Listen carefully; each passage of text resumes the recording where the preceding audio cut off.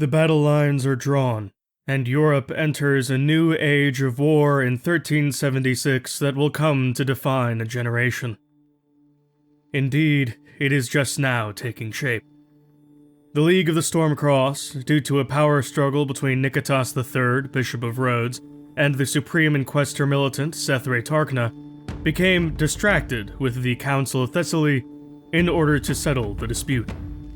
Paired with the pressures of famine and disease that came with the bitter years, King Sigeric of Gothonia and King Kaelas of Lucania struck out on their own to claim new land. The heathens of the north saw an opportunity in all this chaos to band together, establishing the Great Heathen Empire under Emperor Waldegast Wulfling Galanin. The Great Heathen Empire, also known as the GHE, invited Emperor Lothgar Wicbrusunu of the Anglian Empire to join as an ally, to which Lothgar accepted the offer and also sent his daughter, Princess Sunniva, east, and proposed royal union, also outlawing Christianity as a step towards that union. The Christians of the Anglian lowlands, under the governor of Westfalen, seceded, crowning him King Godric Seilanga of the Kingdom of Anglonia, bringing the Empire of Anglia and the Kingdom of Anglonia into a state of war. The Great Heathen Empire, in order to preserve their new alliance, supported Lothgar in this war. The state of war became continental when word reached the Council of Thessaly, and it was decided that the Bishop of Rhodes and the Supreme Inquisitor militant would put their differences aside for a time in order to come to the defense of Christian Anglonia. This brought the League of the Stormcross into a state of war with the entire heathen north. This brings us to our present state of affairs, where things develop rapidly. First, the Council of Thessaly, which has gone from an ecumenical council to an interim decision-making body, which mediates power and authority between the Bishop of Rhodes and the Supreme Inquisitor militant, decided to support both Gothonia and Lucania in their wars against Scythia and Sicily, in order to ensure their support for the war against the heathen north. This continental state of war became known within the League as the Fifth Crusade, and to the heathens as the Gottkrieg, the War of the Gods. Indeed, the Gottkrieg appellation would become the most popular, called by the layfolk of the League, God's War. As a brief aside, the Scythians wouldn't properly respond to Gothonia's largely paused incursion just yet, as it would take some time to shift such massive armies westward, and, for now, tried to make sense of what had occurred, and vaguely align themselves with the heathens for the sake of pragmatism. But still, the state of war was not quite done shifting just yet, and the changing conditions at hand had much to do with Emperor Lothgar's edicts and diktats. First, the cold and the famine and the plagues had put stress on his realm as well as any other, especially those living further north in his patrimony, with tens of thousands of Anglians fleeing a nigh uninhabitable Scandinavian north to resettle in Anglia proper. This put a great deal of additional stress on a system that already didn't have enough food to go around. But it was his highly public and ambitious decision to pursue royal union with the Great Heathen Empire which triggered these serious fractures which were just now exploding into view. First, among much of the nobility, they weren't interested in being part of a direct personal union with the Great Heathen Empire, fearing that they'd lose much of their rights and traditions once subject to even some of the foreign laws they were certain to be subject to. Furthermore, while they found common ground with the GHE as fellow heathens and were enthusiastic supporters of the alliance, the GHE was not made up of Anglian people with Anglian blood, and so joining in with them and their foreign crown was intolerable. As such, about a quarter of the nobility came before Lothgar with a petition to return the princess to Anglian soil and back down on his pursuit of personal union. Lothgar responded with a drawn sword, and a fight broke out in the royal hall, resulting in 36 dead men. Still, their families persisted in their lands, and instead of submitting to the emperor or his temperament, rose up in rebellion against the crown, seeking to preserve an independent Anglia, and exact revenge on the Lothgar. This faction was known as the Sovereigntists, and they controlled much of the Midlands region of Anglian Britain, headquartered in Scarborough, with Lord Bjorn Aylward at their head, seeking to unseat the emperor and overthrow the Wikpersunu dynasty.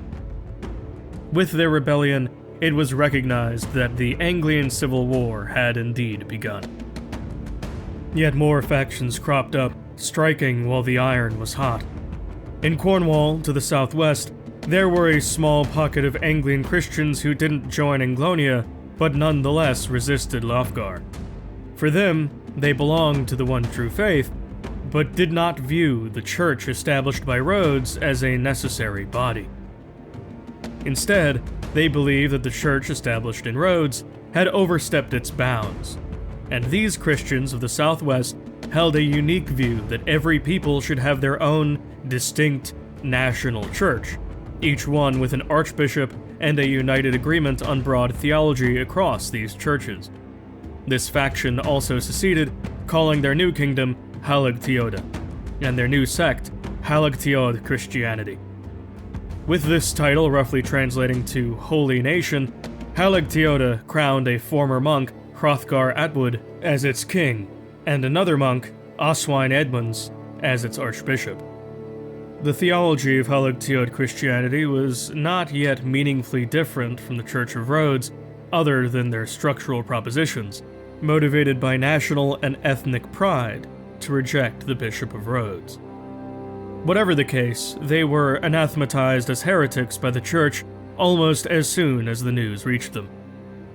There were yet more factions to contest the Anglian Civil War, however, and these were perhaps the least expected. In the far north of the Britannic Isles, the long-subjugated Pictish folk had, over the course of more than 300 years, been genetically subsumed by Anglian blood. However, the character of the North had thus been shaped by those who had descended from successive lines of Pictish mothers and whose language had even been influenced by the Picts that came before. In many ways, these northern Anglo-Picts were culturally distinct from other Anglians, and this reflected both in their tongue and their religion, using hundreds of Celtic loanwords to worship ancient Celtic gods that they had grafted into their faith. The strict marriage laws of the land had failed to account for how much impact a people could have on a culture even after they ceased to exist, and now, these Anglo-Pictish northern lords sought to make their own play for independence, seceding to form the Kingdom of Pictara, with the clandestine help of an old ally that had long been out of the picture, Iblania. Iblania, under their witch queen Lishak Nibroin, had been secretly preparing the Anglo-Picts of the north for this moment, and indeed staged their own invasion into the westernmost portion of the island. They came with alien tactics and weapons of war that used animal fat and naphtha to spray sticky flame over a battlefield, a fire that could not be doused, called Irish fire. Irish fire was their secret weapon, and the exact recipe thereof was known only to them. From their neighboring island home, they invaded as an ally and patron of Pictara.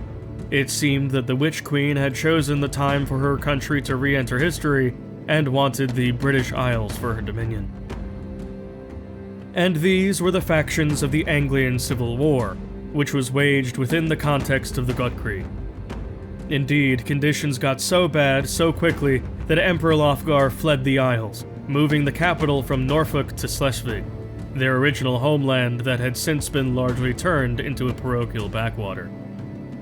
This caused much concern for Emperor Waldegast, as he saw the mighty Anglian Empire as his key to winning this greatest of wars, and with it totally consumed by a hateful and bitter civil war, the prospect of victory became yet more distant. As he figured, the only hope for victory rested now with Scythian intervention in the east. Surely they wouldn't be quite as dedicated to the cause, but they certainly had the numbers to tip the scales. Alas, the bulk of their army was in deep Siberia, preoccupied with colonization, and it could be years before the bulk of Scythian might finally made a mighty push into Eastern Europe. This was the state of affairs that Europe found itself in the dawn of the Gottcrieg. Two great factions staring down total destruction, and a civil war that tore one of Europe's greatest empires to shreds.